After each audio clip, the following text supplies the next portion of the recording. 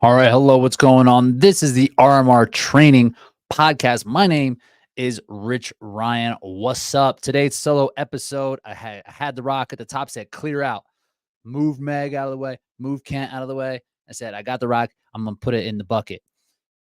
I'm like KD. I'm like the podcast, or I'm like the HYROX podcasting Kevin Durant, just simply due to our age and like our general just hairline, regrettably. But today we are talking about the benchmarks that you need to have for your HYROX training and other ones that you might just want to skip. So I'm going to go through a couple different reasons and what you should look for an effective benchmark and why and when you should do these benchmarks throughout your training.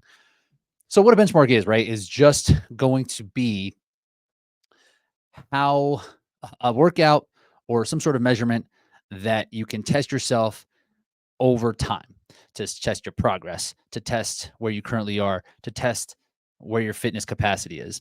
So these are things, as I'm putting them to my own training and athletes that I coach, that I use sparingly. I like to have them up front and then use them throughout when we need them. But a lot of times, based and depending on which benchmarks you choose to use, there are some pros and cons. So basically, what should you look for in a benchmark workout? So really, what you want to look for these is it testing your raw fitness. Is this something that there is no other way that you can explain the results other than just what you're capable of doing? And things that you might want to shy away from is there outside factors like the weather or just like your effort? Are those things going to play a bigger factor or some factor, even just a little bit of a factor for where your progress and your fitness is heading? And yes, there might be a place where you might want to test that effort, but you can test your effort in training, right? It doesn't need to be from one time versus the other. So does it test your raw fitness or are there other elements? Another reason you should do this is to collect data for your training, right? Like if you do a benchmark, then you can take the result of that benchmark and then apply it directly to your training down the road. Like, can what you did in that benchmark then give you an idea of what you should be able to do within any given training session?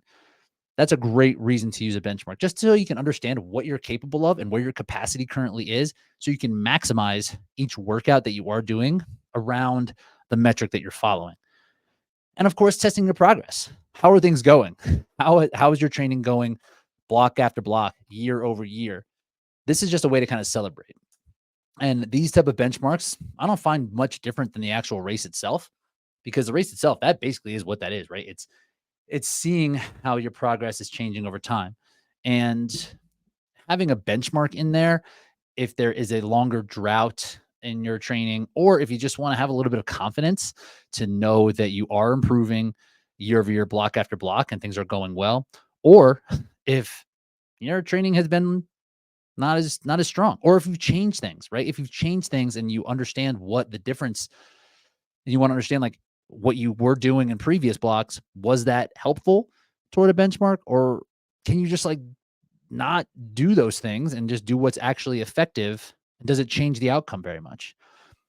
So those are reasons to do benchmarks. And when you're planning to do a benchmark, that's what you should really run, like a mental exercise you should run through to decide what benchmarks you are going to do.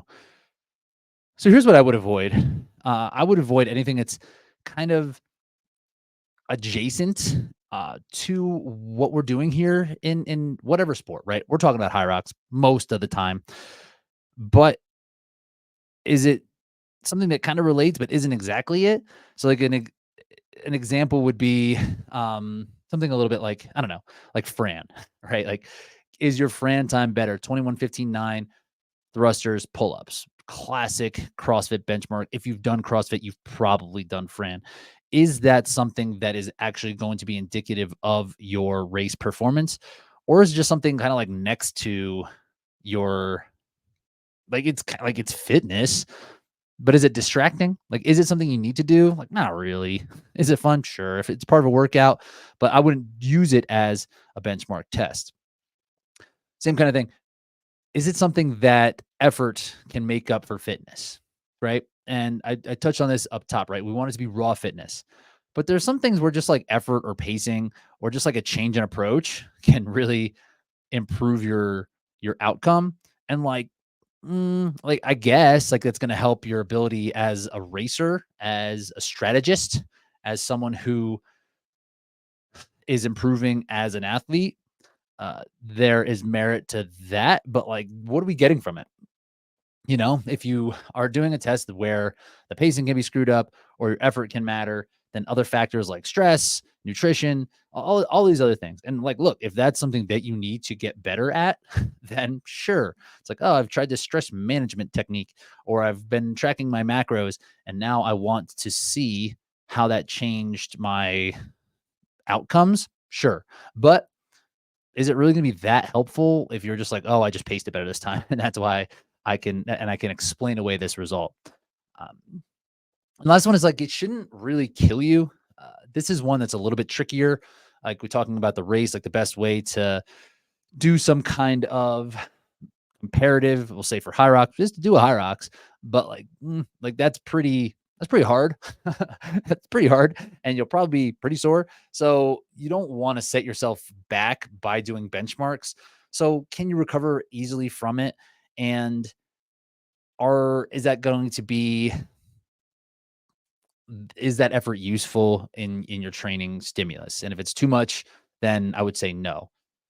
So, what are these benchmarks? Now that we got all that stuff out of the way, what are the actual benchmarks then? What are the things that we should do for HYROX during our training block? And what do I do? And what do that some athletes that I coach and the people that I know, what do they do? So, these are the benchmarks that I would suggest. I would suggest a 2K row and a 2K ski. So, 4 time, 2,000 meters of rowing, of skiing. Not back to back. I would do these. I would probably do these in separate weeks because the effort is so demanding that it's hard to mentally go there, and it's hard to really um, want to do something like this. When you do one of these, it's like, okay, that's it for the day because ultimately you should get to where you need to go. Now, there is certainly an element of pace with this, but most of us are going to be between, 6 and whatever, 9 minutes. So it's not that long where the pacing can be that different. So I would suggest starting out at something that you know you could do. And something that is fair for this is what you do during like the high rock ski. Like you can do it for 1,000. You could probably do, you should absolutely be able to do this for 2,000. So in the early part of this benchmark, I would be pretty cautious because it is short. It feels like it's going to be a sprint, especially because we are doing events that are 60 plus minutes. So it's like, wow, 7 minutes. I'm just going to go as hard as I can. But that's still 5 minutes longer than what you can do at an all out sprint, right? Around 90 seconds is where you can complete work that is anaerobic. And then you start to really need to have some sort of uh, lactic buffering or some sort of aerobic recycling of your byproduct. And usually you're just going to crap out. If like you're going too hard and you're 600 meters in and you're in a pain cave, there's not going to be an option to keep going fast and you're just going to really kind of peter out. So if you are hitting both of these at a pace that you know you can do at least through 500, I would suggest through 1,000 and cutting things down as you go if it's your first time ever doing it. And then finishing as hard as you can. You'll make up a lot of time on the back half if you are just staying consistent up front and something that's a little bit more controlled and then sprinting home the back. You'll end up being pretty close to where you would be if you had even splits throughout. And then what I would suggest if you do it again is to start at what your finishing pace per 500 was. So say you did 2 flat, right? You ended up doing 8 minutes. And if then you're like, okay, I know I can do 8 minutes and you feel like you've done a lot more row work, your capacity is a lot bigger. Like I'm going to start at 2. and then cut the work down from there, as opposed to being like, I think I could do 155s now. I'm going to start there. You might be wrong and you might not be able to do it. So I would always suggest kind of negative splitting through this to give yourself a better shot to execute it well. So that's for the row and the ski. And why this is important, right? Like, yes, we just talked about how some of the tactics can change the outcome, but it's so short that it won't change it that much. And you can't really fake this, right? You can't. You're like, I'm just going to try harder next time. It's like, like you're going so hard that you're not going to be able to access what you think you can do just mentally. There's a point where something in, a more aerobic event like HYROX where effort is a real thing, but in these anaerobic ones, you can't like mentally push through some discomfort, and the discomfort that you get in a 2K, you just really can't push through it. So that's why it's more of a test of raw fitness. And plus, you're going to get some data. I really like to have a good idea of what a 2K is so that I can plot out my actual paces that I want to hit during training and for the racing. So in general, I think that a 2K pace, if I'm doing like threshold, say something that I would get me that anaerobic threshold response. And a lot of times the ski in the row, it's not going to be the same as running, right? Like running is going to be something we can hold for about 45 minutes to 60 minutes of race effort. And that we can consider kind of our anaerobic threshold if we're going to use pace as our main metric for that. But on the ski in the row, and as hybrid athletes, HYROX athletes, we are not as muscularly conditioned to hold something for 45 minutes to 60 minutes of racing, right? So we're going to get a little bit more of that anaerobic threshold response at a pace that we won't be able to hold for as long. So think about it, it'd probably be closer to like your 5K ish pace, like 20 to 30 minutes, I would say. But again, that's the test we don't want to do. If we do that kind of test, effort and pace is going to change it considerably. So you can take your 2K and then add about, I would say, 5 to 7 seconds per 500. And it's going to be something you could hold for probably about that 30-minute mark, that 25-30-minute mark. And that's where I think that threshold is. So if you're doing like threshold intervals on the ski and you have a 2K time, you can be like, okay, 2 minutes plus 5 to 7 is 205 to 207. That should be where I should hold and be able to do on short rest. And then you could take what you have done in your 2K and kind of plan out for what you want to do on the race. So I found, this is me personally, and just from gathering information from I talk to people. I'm out there. I got my ear to the ground. I'm talking to people. The pace, what you can expect from your ski 2K to your HYROX pace is going to be pretty close to where that threshold is. It's probably going to be a 2K plus 4 to 7 seconds per 500, depending on how proficient you are and how much time you're putting on it, is where that spread is going to be. If you don't do a ton of time on the ski, you might want to be closer to that 7, 8. So again, if you're too flat, you'll be like, okay, at a HYROX event, I should probably do 205. And you'll come off of it feeling, tired because you're racing and it's still hard, but manageable. And that's what we want to aim for. We want to maximize this each station, each machine, each split as much as possible without tipping ourselves over. That's really the key to HYROX in general. There you go. There you have it. No more information needed. Just go as fast as you can without exploding. HYROX. And then on the row, I found it can be it's much slower because it's way later in the race. So it's going to be about plus 8 to 11 off of your 2K, I think is a fair place to be, which if you do that in training is going to be pretty comfortable, right? It's going to be pretty comfortable. It's a considerable amount. Like that would be about 30 seconds per mile is the equivalent change of what that would be. And then, so once you have that information, you can put it in the training and you can put it into your racing. On the running end, something I recommend, that's something I've been talking about quite a bit recently. I recently made a YouTube video about it, is your maximum aerobic function, your MAF test. So the reason I love this test is that it is low consequence, it's not hard, and it's going to give you objective feedback about your raw fitness. So what the MAF test is, you get a good warm up, and then you have to have a heart rate monitor, and then you pick a heart rate that's going to put you securely in zone 2. For the majority of people, 180 minus your age is going to put you pretty close into that zone 2. If you have a lower resting heart rate or a lower zone 2, then you might need to have some more information. Like for me, I think just genetically, I have a bit of a lower heart rate. So this is that formula doesn't work for me. That puts me closer to mid zone 3, closer to zone 4 if I use that formula. So for me, I know my mid zone 2 is like 130. And so that's the number that I use. And then you pick a distance. I suggest between 4K and 8K. Longer is better, depending on how much running experience you have. And from there, you want to just sit at that heart rate. So just sit at 130 for 8K. Mark your splits. Do not go faster than it. It's because then you're dipping more into effort. And that's not what we want here. We want objective feedback. We want to be able to just like, no, it's like, okay, I ran 7-minute miles at 130. And now 6 weeks later, I ran 657s. That's progress.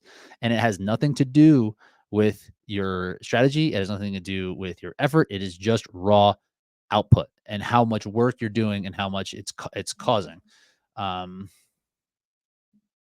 So that is something that's a test that I do really like, and something that I think is going to be pretty helpful for athletes, especially those who are new.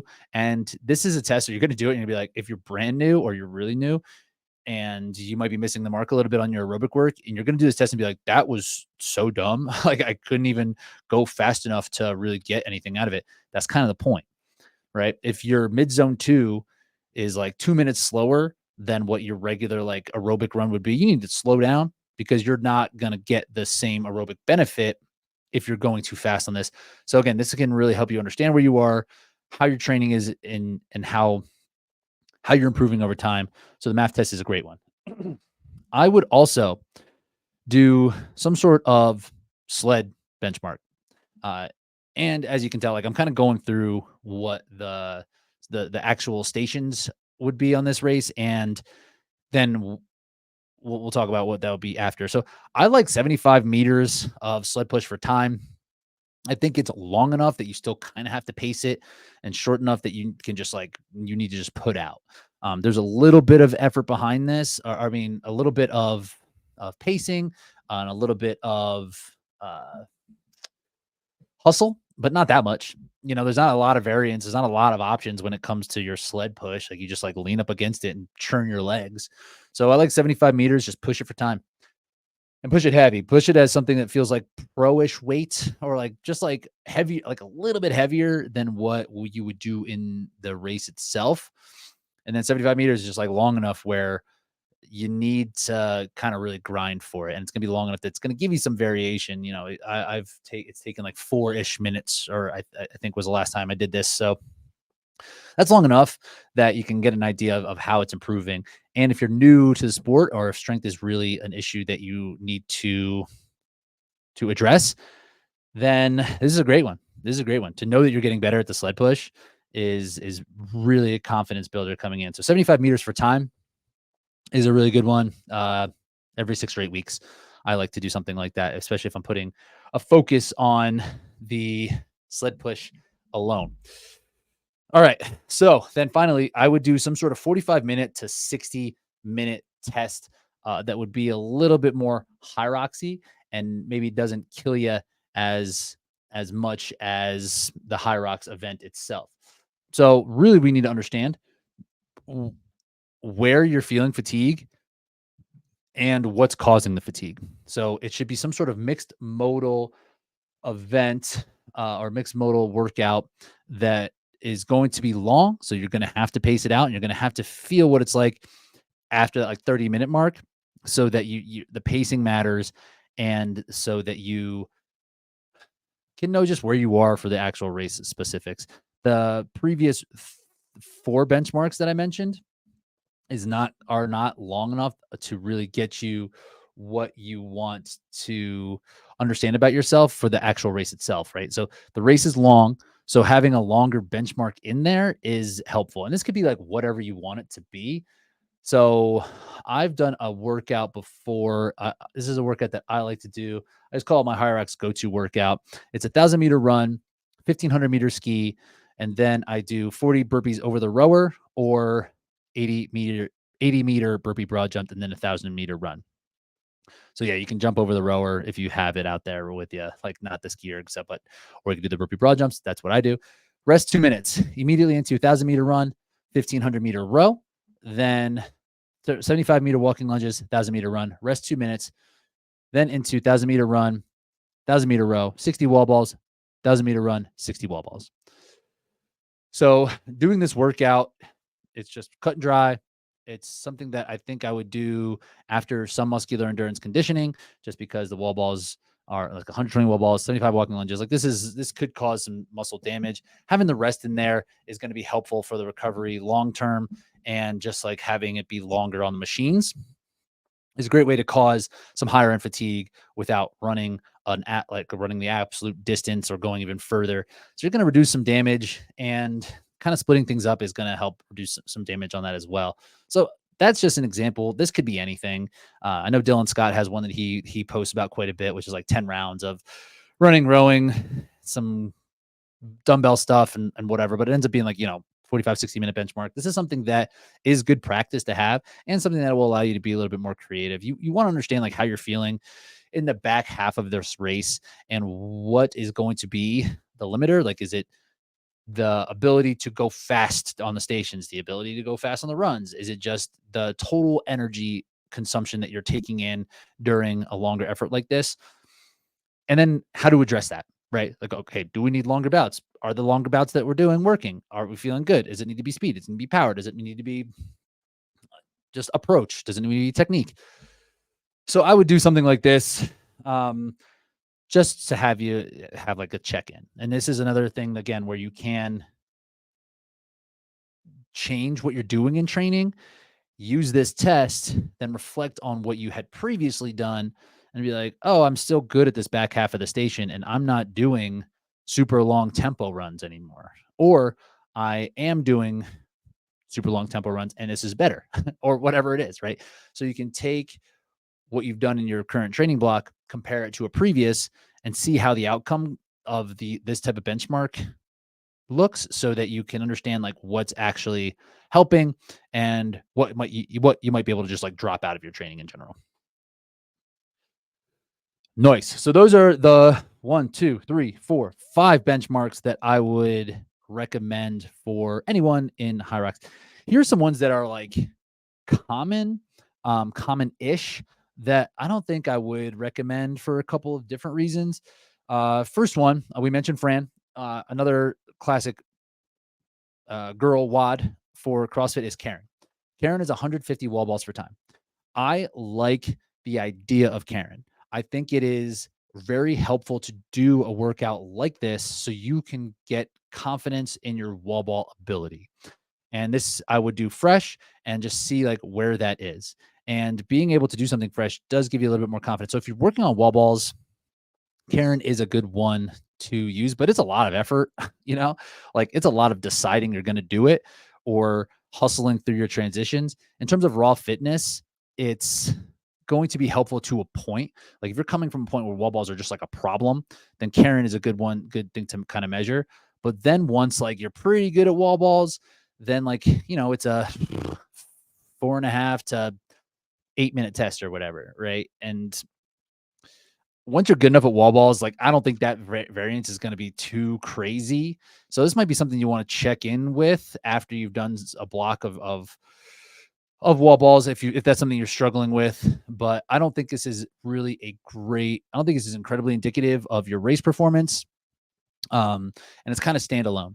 I would recommend you do this workout, but I wouldn't recommend it being something that you're like, oh, I improved by 10 seconds, so that means I'm that much better. Like that's not that much on wall balls. Like that can be accounted for an effort or choice, really.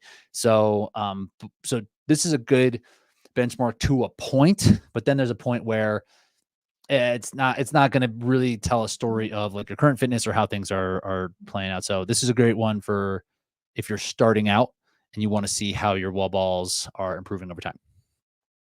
But I wouldn't revisit this ton. 5K, 10K. This is just, you just need to be really pointed with your training for this to work in a reasonable manner. Like, it just doesn't matter. Like, your 5K just doesn't matter. Your 10K doesn't really matter. Uh, I think it's okay to run these efforts during your training and to just see kind of where you're at, but to use it as a benchmark to quantify your training or to quantify your HYROX fitness, it doesn't really work for me. The energy system is completely different. The pacing is very nuanced. The ability to get better at a 5K or 10K, you need 5K or 10K prep. But again, if you're new to running, newer to running, and you want to see how this HYROX fitness is changing your ability to run fast over longer distances, then definitely hop in. But don't really take it but after like training block over training block, like your 5K might not get better, but your total endurance, your total fitness, your total ability to do well in HYROX could be like 100% improved, and your 5K might not change at all. So like over time, I don't think this matters. And there's too many factors outside of raw fitness that will play a factor into this, unless you are just like really seasoned and you can really lock in and you understand exactly where you need to be. But it's just like too much of an effort. Like, and then it's just too much weight. It's like, oh, I didn't do better this time. And there's other factors around. It's like, I would just stay away from like these full on running efforts. Same with like a half marathon. Like a half marathon makes sense because of the duration and like the feeling is going to be pretty similar, but it's just so damaging. It's just like a lot. Like a 13.1 mile race, a 13.1 mile long run is like plenty at like just zone two chilling. Like that's a lot of time on your feet, let alone racing that. That's over twice the distance of what we are racing during our event. Like it's 5 miles versus 13. It's like not, it's like a lot more. And if you're running that much to prepare for a half marathon, well, like that might help your HYROX ability, but it's a lot. It's just like too much. It's just too much. I think. I think it's fair to just kind of steer clear of something like that when it comes to benchmark. Again, if you want to jump in one, see how it's going. If you can handle that volume and just like be like, hey, let's see how my HYROX fitness is changing my ability to run for an hour and a half. Like, sure, but make sure you're giving yourself time to recover from that. And I wouldn't use that as like the benchmark for how your fitness is coming along. And then just like full on strength workouts, like full on strength movements, deadlift, squat, shoulder press, bench press. These are fun and it's great to see those numbers kind of go up. But to work toward those, it takes a lot to improve on those and doesn't take much to maintain. When I was first getting into this type of fitness, like I have had a strength background, like strength is like a runner. I've been lifting for a long time, but I never really put a straight up emphasis on getting better at the power lifts. And then when HYROX became much uh, pretty clear I needed to be stronger for HYROX, I put in a big block to get better at just the deadlift, at just the squat. And I added like 40-ish pounds to both in 6 to 8 months. And since then, I have not put in a block like that. And I just kind of ran the numbers. I'm at 95% of what my 1RM for deadlift would be, and about 90% of what my 1RM back squat would be. And that's without doing really any specific work toward being stronger. So the maintenance is going to happen if you're structuring your training intelligently and you are making sure you are staying engaged with like lifting heavy, but you don't need to like lift to get better at the deadlift or lift to get better at the back squat. It's a lot more like the 5K, right? Like it takes a lot of pointed training for you to improve on something that isn't going to move the needle that much. Like if I put 20 pounds on my deadlift, like would that be helpful? Like, yeah, but like I would rather be able to deadlift 80% of my 1RM after kind of running for 30 minutes or whatever it is, being more hybrid, bruh. So that's really, I don't think there's a lot that you can get out of doing a 1RM really anything. Unless you just need to get stronger. Unless you're like, I need to put on 20 pounds and a lot of it needs to be muscle and I just need to be stronger for this thing. I'm getting my butt whipped on all the strength stations, so I need to be stronger. Then maybe it's helpful to check in, but you can maintain that really easily. So I wouldn't have that as part of the actual benchmarks themselves. And yeah, I would say those are the not really type of benchmarks that I would work toward. Again, even like the 2K row, 2K ski is a good place to kind of start just so you can have that data, have that information. Um, and same with these running ones, right? Like you can get pace markers from doing a running benchmark, but I would lean much more on RPE or even heart rate. I think it's a better way when we're looking at HYROX training to work towards. So I have now talked for 30 minutes. I need to stop talking. I appreciate you all listening in to RMR Training Podcast. It means a ton that you would spend your time with us. And we'll be back with a full episode next week. We got some guests cooking up again. So we're excited to bring you more guests in this hybrid space. Make sure you're checking out the RMR Training app. Drink some Powerlift, ESN in Europe and in the UK. Resolute coffee. Make sure you're drinking that down. I'm drinking some right now. I got this great. Let me just make sure I can double check. I'm usually into like a natural uh processing, which means it gets a little bit more of that fruit pulp on there. So it's a little bit funkier, a little bit fruitier. And generally, I'm just like, oh, yeah, like I like that funky, fruity stuff. But now I think with the real coffee snobs, they're more into I thought I was a coffee snob before. Hold on. They have music on their site. Can you hear that? I know this is not great audio, but I need to make sure I'm giving it proper shine because it is super good. I'm now into this washed. So they wash it. They put it in like they basically just like soak it in water so they can get all the pulp off of the cherry. And then it gives you a little bit more. It tastes more like coffee, right? Silly as that sounds. It's more like coffee. So I'm into a really nice washed one. I can't find it on the website. I don't know if I got that special new or whatever it is. But that's the main thing. They got some great stuff, always coming out with new things. Make sure you're checking out our guys over at Resolute Coffee. That's that. I'll talk to you soon.